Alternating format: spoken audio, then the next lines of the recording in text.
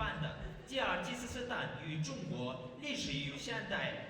За прошедшие 7 десятилетий Китайская Народная Республика добилась грандиозных успехов в экономической, социальной и научно-технической областях и на сегодняшний день имеет заслуженный высокий авторитет на мировой арене. И сегодняшнее наше мероприятие мы посвящаем этой знаменательной дате. Предлагаем вашему вниманию просмотр видеоролика, посвященного развитию кыргызско-китайских дружественных отношений.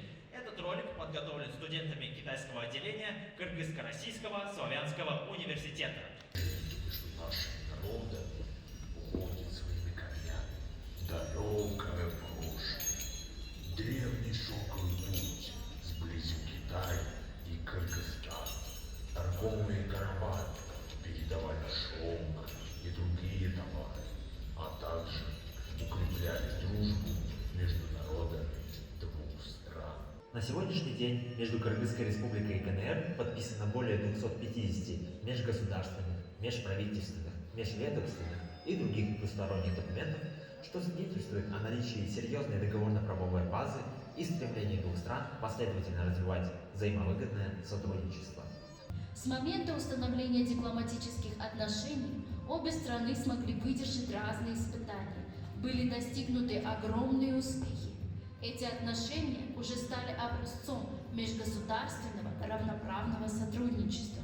Сотрудничество и взаимосвязи в области культуры, туризма, образования, коммерции и инвестиций становятся все теснее.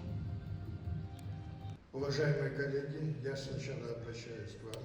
У нас сегодня небольшой праздник. И очень важно, что на этой конференции присутствует госпожа посол Ду Дэньвань. Наша жизнь напрямую связана с Китаем. И я думаю, со стороны нашего государства, в частности, делается все, чтобы эти взаимоотношения были самыми продуктивными во всех областях и отраслях, чтобы конференция прошла на уровне, и пожелать хорошей, плодотворной работы этой конференции. Уважаемый ректор Нифадев, уважаемые дорогие преподаватели и студенты, я очень рада возможности посетить Киргизско-Российский славянский университет для участия на сегодняшней конференции на тему «Китай, Кыргызстан. История и современность». Наши дружественные отношения началось 2000 лет назад. А в последнее время наши китайские ученые еще нашли, что еще до этого момента, еще 800 лет назад, что-то нашли тоже в исторических документах.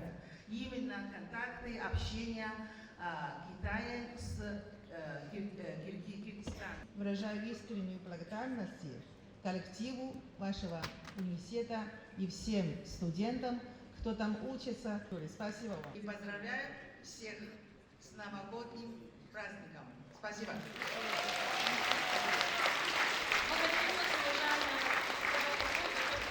Хочу публично поздравить наших китайских друзей, прежде всего госпожу Дудевен, с 70-летием Китайской Народной Республики. Это замечательный праздник, выдающийся праздник, который может длиться, наверное, еще целый год.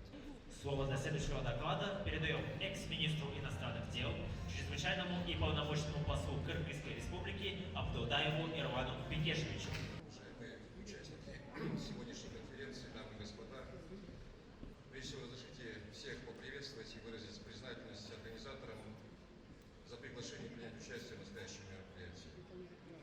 Поддерживаю выступавших до меня ораторов в важности выбранной темы конференции. Уверен, что высказанные в ходе конференции идеи, соображения, рекомендации будут востребованы и окажут содействие дальнейшему углублению взаимовыгодного сотрудничества между нашими странами.